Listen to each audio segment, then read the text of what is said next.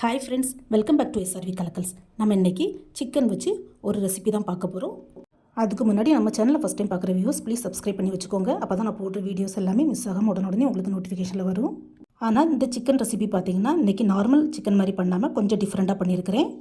எப்படின்னா தக்காளி வெங்காயம் எதுவுமே சேர்க்காமல் இந்த ரெசிபி பண்ணியிருக்கேன். ஸோ ஸ்கிப் பண்ணாமல் பாருங்கள் ஃப்ரெண்ட்ஸ்.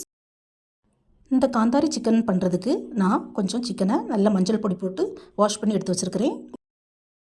அப்புறமா ஒரு 10 to 15 கேஷ்யூ எடுத்து அதை தண்ணியில் ஊற வச்சுருக்கேன். இதை சைடில் வச்சுக்கலாம், கொஞ்சம் நேரம் ஊறட்டும். ஃப்ரெண்ட்ஸ், இந்த காந்தாரி சிக்கனுக்கு கேஷ்யூ ஸ்கிப் பண்ணாமல் ஆட் பண்ணிக்கோங்க. டேஸ்ட் ரொம்பவே சூப்பராக இருக்கும். இப்போ ஒரு மிக்ஸி ஜார் எடுத்துக்கலாம். அதில் ஒரு 20 to 25 சின்ன வெங்காயம் ஆட் பண்ணிக்கலாம். ஃப்ரெண்ட்ஸ், கண்டிப்பாக சின்ன வெங்காயம் தான் சேர்க்கணும், பெரிய வெங்காயம் சேர்க்கக்கூடாது. இது கூடவே ஒரு 8 to 10 பூண்டு பல், அப்புறம் ஒரு துண்டு இஞ்சி, ஒரு 3 பச்சை மிளகாய். காரம் உங்கள் தேவைக்கு ஏற்றபடி சிக்கன் அளவை பொறுத்து குறைவா கூடுதல் எடுத்துக்கிடுங்க. அப்புறம் ஒரு கைப்பிடி அளவுக்கு ஃப்ரெஷ்ஷான மல்லிக்கீரை கொஞ்சம், அது கூட ஒரு 10 to 15 கருவேப்பிலை எல்லாம் சேர்த்து நல்ல ஃபைன் பேஸ்ட்டாக அரைச்சி எடுத்துக்கலாம். தண்ணி சேர்க்கக்கூடாது ஃப்ரெண்ட்ஸ், தண்ணி இல்லாமலே சேர்த்து அரைச்சிக்கலாம். அந்த வெங்காயத்தில் உள்ள தண்ணியே போதும். ஸோ இந்த அளவுக்கு அரைச்சி எடுத்துக்கலாம் ஃப்ரெண்ட்ஸ். இப்போ நம்ம அரைச்ச விழுதில் பாதியை கழுவி வச்சுருக்க சிக்கன் கூட ஆட் பண்ணிக்கலாம். மீதி மசாலாவை அப்புறமா ஆட் பண்ணிக்கலாம்.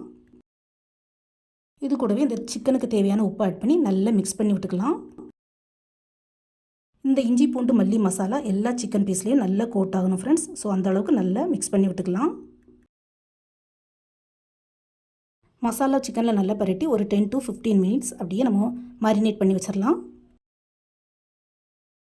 இப்போ 15 மினிட்ஸ்க்கு மேலே ஆகிட்டு சிக்கனும் நல்லா மேரினேட் ஆகிடுச்சு ஃப்ரெண்ட்ஸ். இப்போ நம்ம ரெசிபி பண்ண ஆரம்பிச்சிடலாம். இப்போது ஒரு கடாய் அல்லது மண் சட்டி எடுத்துக்கலாம். நான் இன்றைக்கி கடாயில் தான் பண்ணுறேன். அதில் கொஞ்சம் தேங்காய் எண்ணெய் ஊற்றிக்கலாம் ஃப்ரெண்ட்ஸ். தேங்காய் எண்ணெய் தான் ஊற்றணும். எண்ணெய் சூடானதும் நம்ம எடுத்து வச்சுருந்த மீதி மசாலாவை இதில் போட்டு நல்லா வதக்கி எடுத்துக்கலாம். இந்த மசாலாவோட பச்சை ஸ்மெல் போகணும், அந்தளவுக்கு நல்லா வதக்கி எடுத்துக்கலாம். தேங்காய் எண்ணெயில் இந்த மசாலாவை வதக்கும் போது நல்ல ஒரு அரோமா வரும். மசாலாவோட பச்சை ஸ்மெல் போய் கலர் கொஞ்சம் சேஞ்ச் ஆகி வரும். இந்த ஸ்டேஜில் கொஞ்சமாக மஞ்சத்தூள், கொஞ்சமாக பெப்பர் பொடி, அதுக்கப்புறமா மல்லித்தூள், அது கூடவே கொஞ்சமாக கரம் மசாலா சேர்த்து நல்லா வதக்கி விட்டுக்கலாம்.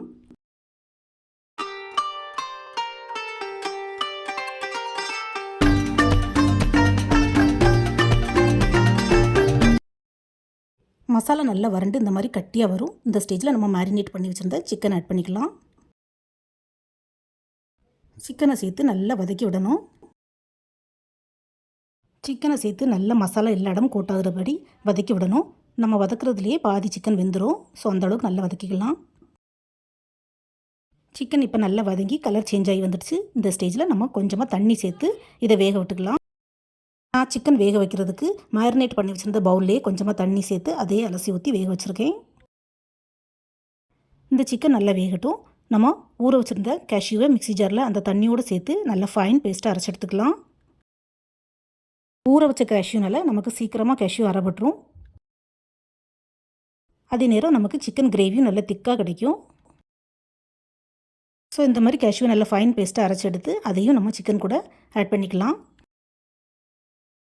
கேஷ்யூ பேஸ்ட்டு சேர்த்து நல்லா சிக்கனை மிக்ஸ் பண்ணி விட்டுக்கலாம்.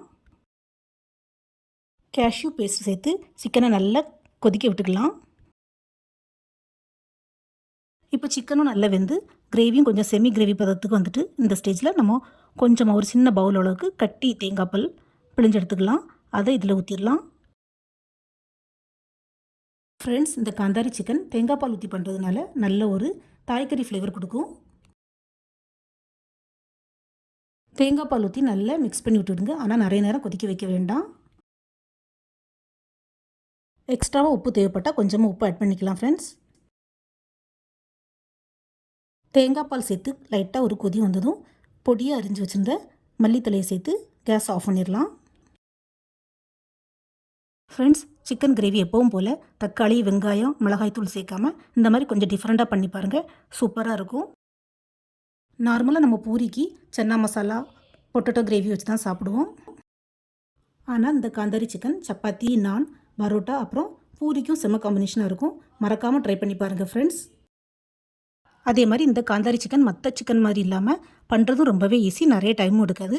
மறக்காமல் நீங்களும் வீட்டில் ட்ரை பண்ணி பாருங்கள் ஃப்ரெண்ட்ஸ். இந்த வீடியோ பிடிச்சிருந்தா லைக், ஷேர் அண்ட் சப்ஸ்கிரைப் பண்ணுங்கள். தேங்க்ஸ் ஃபார் வாட்சிங்.